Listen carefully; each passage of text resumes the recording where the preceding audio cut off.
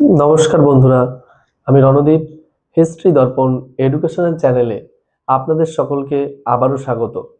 আজ আমি মূলত আলোচনা করব ডাব্লিউবিএসএসসি যে এসএলএসটি শিক্ষক নিয়োগ হতে চলেছে সেই নিয়োগ সংক্রান্ত ইতিহাস বিষয়ের একটা টপিক থেকে।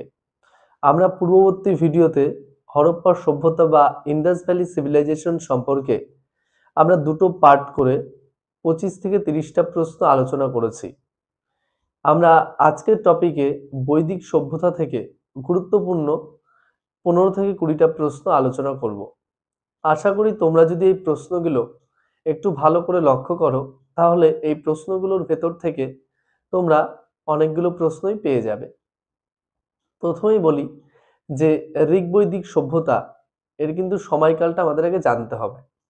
এর সময়কাল 1500 খ্রিস্টপূর্ব থেকে 1000 খ্রিস্টপূর্ব অব্দ পর্যন্ত। এই সময়কালটা খুব গুরুত্বপূর্ণ।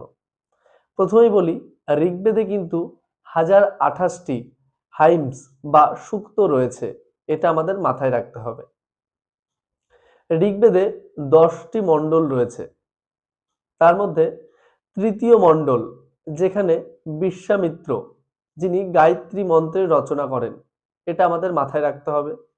যেগুলো যেগুলো গুরুত্বপূর্ণ এবং ইম্পর্টেন্ট আমি শুধু সেগুলোই আলোচনা করব। এছাড়া আসি এর পরবর্তীতে ঋগ্বেদের সপ্তম মণ্ডল যেখানে 10 রাজার যুদ্ধের কথা বলা হয়েছে।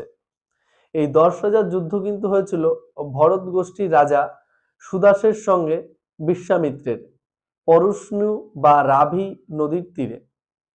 এরপরে আসি আমরা ঋগ্বেদের দশম মণ্ডল। এই দশম মণ্ডলে কিন্তু আমরা পুরুষ সূক্তের উল্লেখ পাই। এছাড়াও এই দশম মণ্ডলেই কিন্তু 4টি বর্ণের অস্তিত্ব সম্পর্কে আমরা জানি, ব্রাহ্মণ, ক্ষত্রিয়, বৈশ্য, শূদ্র এই সম্পর্কে। এরপর আমরা বলি যে 4টি যে আমাদের বেদ ছিল, এই বেদগুলির মধ্যে ঋক, সাম, যজু, অথর্ব। ঋগ্বেদ এটা কিন্তু প্রাচীনতম বেদ বা গ্রন্থ। এরপরে আমরা আসি সামবেদ। সামবেদকে কিন্তু সঙ্গীতের বেদও বলা হয়, এটা আমাদের মাথায় রাখতে হবে।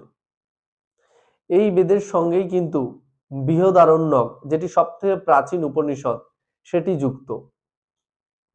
সামবেদের সঙ্গেই কিন্তু ছান্দোগ্য উপনিষদ যুক্ত। এরপরে আসি যজুর্বেদ সম্পর্কে। যজুর্বেদকে কিন্তু প্রার্থনার বই বলা হয়। যজুর্বেদের সাথেই কিন্তু যুক্ত আছে সবচেয়ে প্রাচীন উপনিষদ বৃহদারণ্যক, এটা মাথায় রাখতে হবে।